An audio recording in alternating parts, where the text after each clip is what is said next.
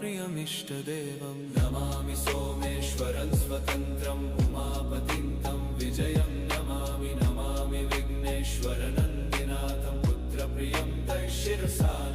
नमामि देवं भवदुःखशोकविनाशनं चन्द्रधरं नमामि नमामि गङ्गाधरमीशमीड्यमुमाधगं देववरं नमामि नमाम्यजादिशपुरन्दरादिसुरासुरैरचितपादपद्मं नमामि देवी मुखवादनानैक्षार्थमक्षित्रितयं यैष पञ्चामृतैर्गन्धसुधूपदीपैर्विचित्रपुष्पैर्विधैश्च मन्त्रैः